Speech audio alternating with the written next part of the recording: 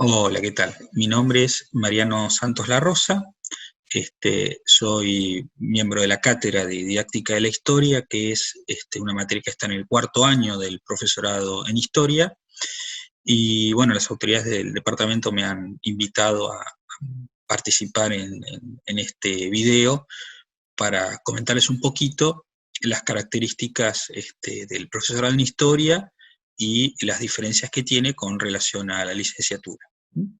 Bueno, en primer lugar, la diferencia fundamental es que el profesorado de historia es la carrera que habilita para el ejercicio de la docencia, en nivel secundario y en nivel superior.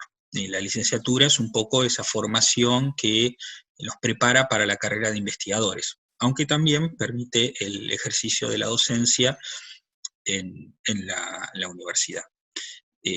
Igualmente eso no quiere decir que el profesorado no habilite o no prepare, mejor dicho, para convertirse en investigadores.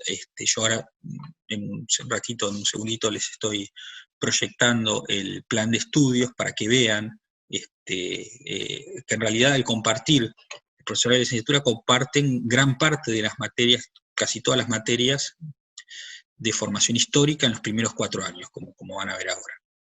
Por lo tanto, es una formación muy similar a la que se agrega la formación pedagógica, en el caso del profesorado. Aquí les comparto el plan de estudio para que vean, ¿ven? Aquí está el profesorado en Historia, y aquí la licenciatura en Historia. Como verán, el primer año es compartido, son exactamente las mismas materias. Estamos hablando de materias que se organizan cuatrimestralmente, y en general con una estructura de tres materias por cuatrimestre, ¿sí? 3 materias por cuatrimestre, en primer año. En el segundo año, como ven, la licenciatura sigue manteniendo esta estructura de 3 materias por cuatrimestre, pero en el profesorado, además de ser las mismas materias que la licenciatura, materias históricas, se agregan 2 materias de formación pedagógica, una en cada cuatrimestre. Lo mismo pasa en tercer año, esa es la diferencia entre ambas carreras. En tercero, estas 2 materias que les marqué en color rojo. En cuarto año, didáctica de la historia, que es justamente la materia en la que participo, que tiene que ver justamente con la formación específica para la enseñanza de la historia, de la que ahora en un ratito les voy a hablar. Y en el quinto año es donde están las grandes diferencias, ¿sí? Porque es ahí donde se producen recorridos muy distintos. Por un lado, el quinto año del profesorado de historia está destinado a realizar las prácticas docentes, que es donde ustedes van a realizar esas intervenciones didácticas en la escuela secundaria, pero también en el nivel terciario. Es decir, van a dar clases, van a probar qué es esto del oficio de ser profesor de historia, y además van a terminar de cursar las materias pedagógicas vinculadas con la formación pedagógica para el nivel superior. En el caso de la licenciatura, en ese quinto año, lo que se desarrolla es el ciclo de orientación, es decir, es la formación vinculada con alguna de las orientaciones que ofrece la licenciatura, que son estas que les marco allí. Son la orientación de arqueología, historia de las indígenas y relaciones interétnicas, la orientación de historia americana y argentina, la orientación de historia antigua y medieval, de historia del arte, de historia moderna y contemporánea, y de teoría y metodología de la historia. Es decir, ustedes allí eligen con qué orientación quieren terminar su licenciatura. Y para ello, lo que cursan son 3 seminarios y 2 materias optativas. Y comienzan el proceso de elaboración de la redacción, de elaboración y de redacción de la tesis, de la tesina en realidad, que es la producción con la que se inician en este ejercicio de lo que es la investigación académica, ¿sí? Ahora, más allá de las características de la estructura curricular, me interesa un poquito charlar con ustedes qué es esto de enseñar historia, o sobre todo, ¿para qué enseñar historia? Teniendo en cuenta un poco la experiencia que ustedes han tenido seguramente a lo largo de su trayectoria escolar. Porque seguramente tendrán esta idea de que la historia es un conjunto de datos, de información, de cosas que se vinculan con algo que ya no existe, con algo muerto, ¿sí? Y justamente eso no es la historia, ¿sí? Porque el objetivo de la historia escolar no es simplemente que ustedes manejen información sobre el pasado, sino que en realidad hagamos algo con esa información. Adquiramos o logramos adquirir una capacidad que es muy compleja, que es pensar históricamente.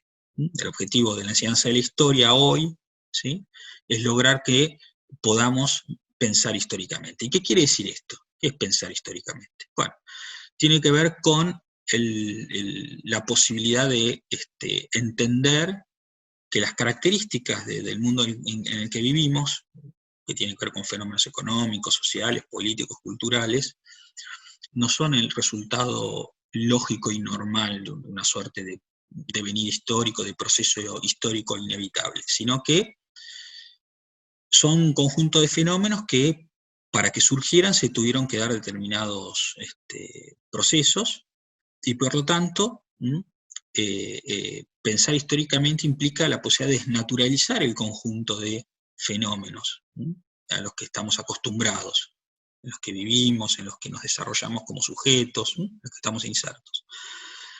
Fenómenos de naturaleza muy diversa, es decir, vivimos en sociedades estratificadas, donde hay una fuerte presencia de, por ejemplo, la desigualdad social. Bueno, eso es un fenómeno histórico. ¿Cuándo surge? ¿En qué contexto? ¿Sí?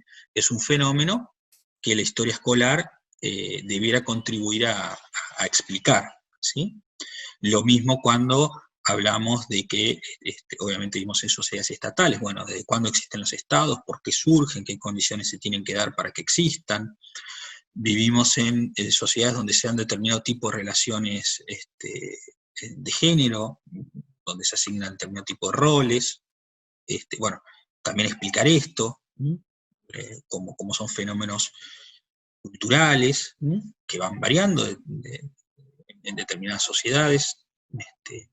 Lo mismo cuando pensamos que formamos parte de una nación. Bueno, las naciones son fenómenos culturales que surgen en un proceso de construcción, que se dan sobre todo en la segunda mitad del siglo XIX. Entonces, eso implica repensar fenómenos como los que hemos aprendido en la escuela cuando hablamos de la Revolución de Mayo o el 9 de julio, de qué Argentina hablamos, por ejemplo, en esos contextos, cuando en realidad los procesos que van a lograr configurar la Argentina son resultado de un conjunto de situaciones que se van a dar a lo largo de los siguientes 50 años a la Revolución de Mayo, es decir, durante medio siglo después de la Revolución de Mayo. No necesariamente la Argentina era un fenómeno que estaba predestinado a existir, sino que se tuvieron que dar una serie de fenómenos y factores para que finalmente apareciera no solamente el Estado, sino además se pudiera construir la nación argentina, esta idea de comunidad que se siente parte de un Estado, de la Argentina. Y así cualquier fenómeno de los que querramos analizar, los podemos explicar e intentar desnaturalizar. En la escuela, por ejemplo, ustedes asisten a una escuela, bueno, ¿desde cuándo existen las escuelas? ¿Por qué aparecen? ¿Con qué finalidad? ¿Por qué aparece la historia escolar también? ¿Con qué finalidad inicialmente? Que no es esta que les estoy comentando, sino que tenía que ver con construir una suerte de adhesión a la nación. Entonces, como verán, el objetivo de la historia escolar va mucho más allá de simplemente adquirir datos e información sobre el pasado, sino entender que la historia no es el pasado, la historia es un conjunto de marcos interpretativos con los que nos aproximamos a ese pasado, con los que lo intentamos reconstruir, y que el objetivo de la historia escolar justamente es poder desnaturalizar esas configuraciones económicas, sociales, políticas que consideramos que son las normales. No existe la normalidad en términos culturales humanos, sino que son todos resultados o productos de una serie de procesos en cualquier cultura. Por lo tanto, bueno, este es un poquito el objetivo formativo de ambas carreras de historia, ¿sí? Más que ayudarlos a que manejen un conjunto de información, que por supuesto es necesaria, ¿sí? Pero el objetivo no es solamente que ustedes manejen datos. La historia escolar no debiera ser ese ámbito donde transmitimos certeza, sino ser el espacio donde contribuimos a que los sujetos se hagan preguntas, problematicen el contexto histórico en el que viven, se pregunten sobre las causas y los procesos que derivaron para que existan las configuraciones actuales, ¿sí? Por lo tanto, bueno, la invitación del departamento es a que puedan transitar un poco este apasionante mundo vinculado con la enseñanza y la investigación histórica, y bueno, y ojalá que podamos vernos pronto por los pasillos del Departamento de Humanidades. Así que bueno, les mando un gran saludo y ojalá que podamos compartir este espacio de formación aquí en el departamento. Hasta luego.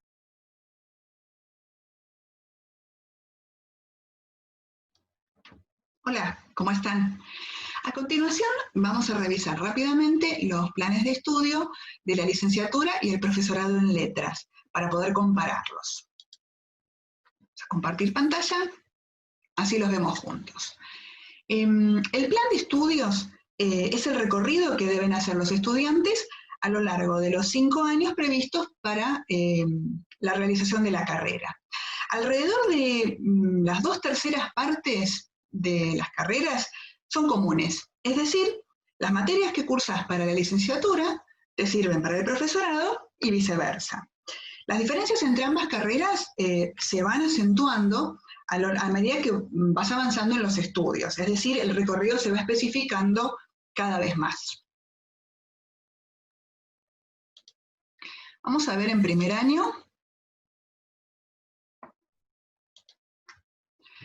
Encontramos que el tronco entre ambas carreras es común y no hay ninguna diferencia entre el profesorado y la licenciatura. Estas materias que se cursan tratan de ir balanceando la presencia de contenidos relacionados con el ámbito de la lingüística, de las lenguas y literaturas grecolatinas, con la literatura universal moderna y contemporánea y con la teoría y crítica literaria. Vemos que en segundo año ya se introducen las primeras materias pedagógicas en el profesorado. Luego son comunes también con la licenciatura el resto.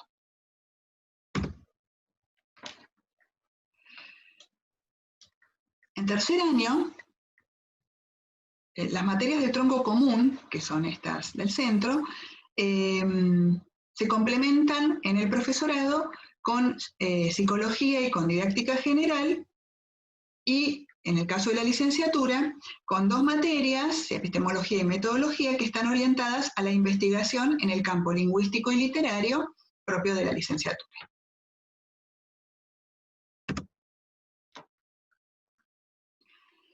En cuarto año, en el profesorado, se refuerzan los instrumentos teóricos y prácticos relacionados con la enseñanza, tanto en el nivel medio como en el nivel superior. En la licenciatura, en tanto, se sigue aportando a los estudiantes un panorama lo más completo posible de las líneas temáticas que están a disposición para la elección de la orientación que van a hacer los estudiantes en el quinto año de la carrera. En cuanto a estas orientaciones, las orientaciones posibles, digamos, que están vigentes al día de hoy en la licenciatura se vinculan con los estudios clásicos grecolatinos, las literaturas hispánicas y las literaturas en lengua extranjera, la metodología literaria y la lingüística. Finalmente vemos que en quinto año las carreras siguen caminos totalmente distintos. Ya no tenemos un tronco común, sino que hay una gran diferenciación entre el profesorado y la licenciatura. En el profesorado se cierran algunos contenidos disciplinares y se realizan las prácticas docentes en instituciones de nivel medio y superior. En cambio, en la licenciatura, los estudiantes que ya han elegido la orientación de los estudios que quieren profundizar de aquí al más, esas orientaciones que vimos recién en la diapositiva anterior, los alumnos cursan 3 seminarios y 2 materias optativas relacionadas específicamente con sus intereses temáticos. También, con la guía de un docente, formulan un proyecto de investigación relacionado con un tema de su interés y redactan una tesina, o lo llamamos tesina, es una pequeña tesis sobre este tema de investigación. Bueno, como podemos ver, hay muchos puntos en común, muchos contenidos comunes entre ambas carreras, por lo que gran cantidad de estudiantes eligen inscribirse en las dos. A medida que las carreras se van diferenciando, suelen volcarse más hacia una o hacia otra, completarla y una vez que se reciben, dedicarse a terminar la segunda. De esta manera mantienen abiertas las opciones laborales que ofrece cada una de estas dos carreras. Bueno, muy bien, eso es todo. Ojalá podamos vernos pronto. Hasta entonces.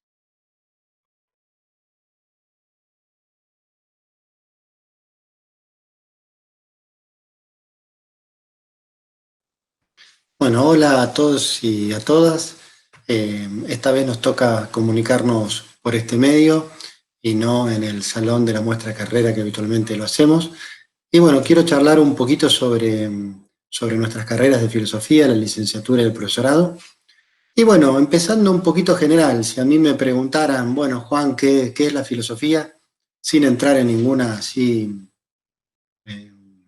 discusión filosófica muy profunda, sino mi primera respuesta sería la siguiente. Bueno, la filosofía, que en su sentido más amplio tiene que ver con el pensar, ¿no?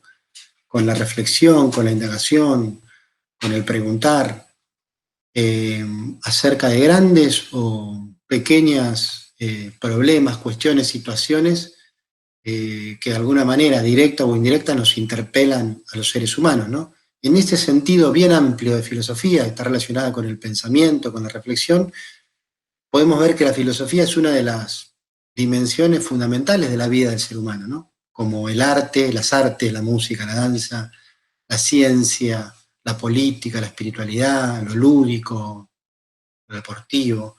Es decir, desde tiempos inmemoriales los seres humanos filosofamos, reflexionamos, pensamos en este sentido amplio.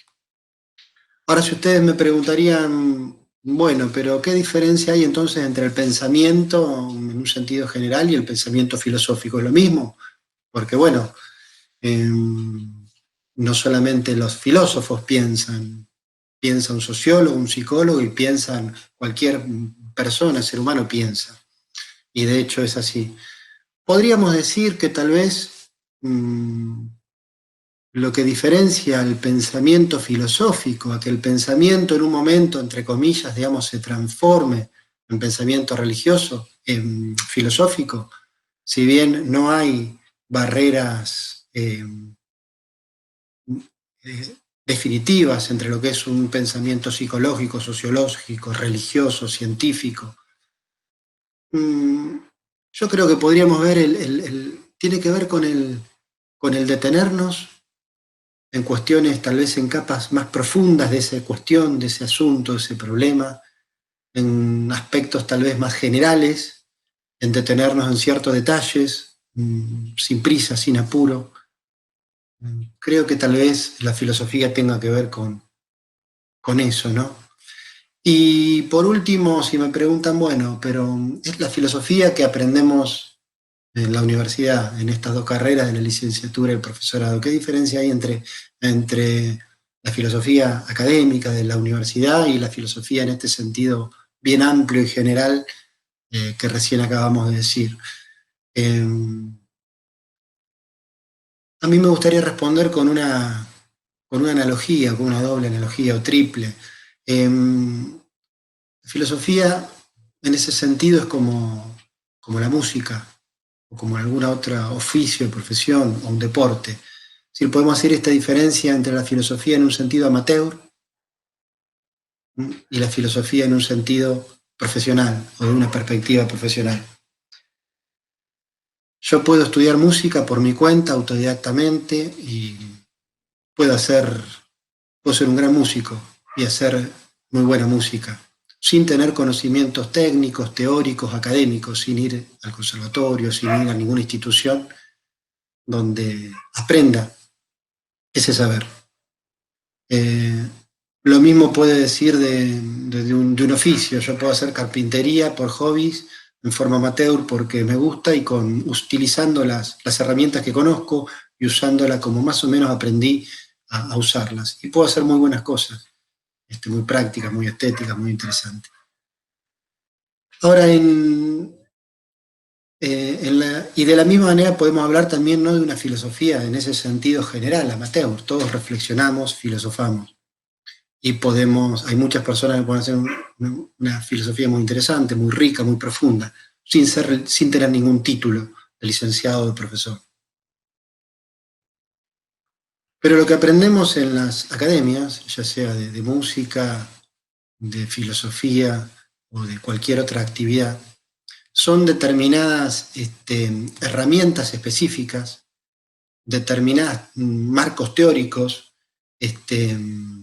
y determinadas habilidades que nos permiten desarrollar esa tarea, esa praxis.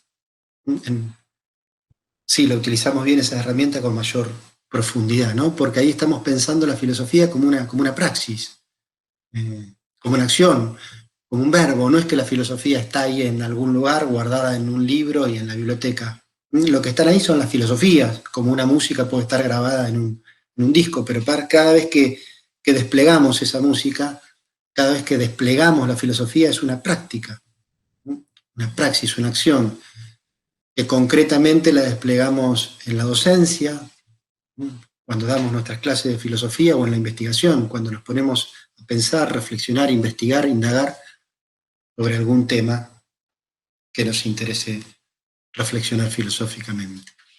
Entonces, concretamente, ahora yendo un poquito a los planes de estudios y qué diferencia hay entre la licenciatura y el profesorado, quiero compartirles acá el PDF que ustedes tienen y pueden bajar acá de la página, que es la diferencia entre el profesorado y la licenciatura en filosofía. Como dijimos, en la universidad vamos a aprender una serie de herramientas específicas para poder llevar adelante esa tarea. Y el profesorado de la licenciatura, así en sus rasgos más generales y más amplios, podríamos decir que el profesorado está más indicado hacia la enseñanza de la filosofía. Por eso vamos a tener una serie de materias que yo acá se las marqué en amarillos, que son propias del profesorado y que no están en la licenciatura, que tienen que ver con las materias pedagógicas, ¿no? Como desde más teóricas o más prácticas, desde teoría educativa, psicología educacional, filosofía de la educación, psicología evolutiva, y las didácticas, ¿no? Una didáctica general o una didáctica específica de la filosofía, y algunas otras materias más que ustedes ahí pueden ver, pero que están abocadas a darnos herramientas para la práctica de la enseñanza de la filosofía, para la docencia. Ahí mi perrita ladra. Y por otro lado, la licenciatura está más abocada a lo que en la universidad llamamos la investigación. Ustedes pueden preguntarse, bueno, ¿qué es la investigación en filosofía? Es decir, es abocarnos a trabajar un tema, un problema, o el pensamiento de algún filósofo particular, a indagar, a reflexionar, a profundizar en esa temática. Entonces vamos a ir incorporando determinadas herramientas para llevar adelante esa investigación, ¿no? Hay una materia central en esto, que es metodología de la investigación filosófica, pero también vamos aprendiendo las diferentes matices metodológicos según uno se dedique a las distintas áreas de la filosofía, la ética, la bioética, la historia de la filosofía, antigua, moderna, la metafísica, la antropología filosófica, la lógica, la filosofía de las ciencias, que todos esas materias que son comunes a ambas carreras, la licenciatura y el profesorado, que son ahí, como ustedes la pueden ver, los que nos permiten son dos cosas. ¿Por qué aprendemos sobre determinados temas que dijeron los grandes filósofos o los grandes especialistas de la tradición o de la actualidad? Porque cada teoría, cada pensamiento filosófico, hay un filósofo que se llama Foucault que dice la teoría como caja de herramientas. Vamos a aprender los pensamientos, las teorías, las posiciones filosóficas de distintos pensadores en relación a determinados problemas, porque cada teoría nos abre una perspectiva, nos permite mirar las cosas de una determinada manera. No solamente vamos a estudiar lo que dicen determinados autores con respecto a determinados temas para repetirlos, sino para utilizar ese pensamiento, esa reflexión, esa teoría como un instrumento de análisis para poder pensar la realidad. Cada teoría, cada pensamiento filosófico nos abre, como decíamos, una perspectiva. Además, para ir terminando, esto nos permite entrar en diálogo con la tradición. Tanto el docente cuando prepara sus clases, como el investigador cuando estudia, indaga, explora un tema determinado, lo hace dialogando con la tradición y con la comunidad filosófica a partir de ese lenguaje común que se va creando en la historia de la filosofía, que nos permite intercambiar ideas y vemos cómo el conocimiento filosófico también se construye colectivamente. Bueno, para que no se me pasen los 10 minutos, les mando un abrazo. No es fácil para nosotros, si bien tenemos un cuatrimestre ya de ejercicio, esto de grabar videos no es para lo que estamos preparados, así que hemos hecho lo que hemos podido. Otro abrazo grande les mando.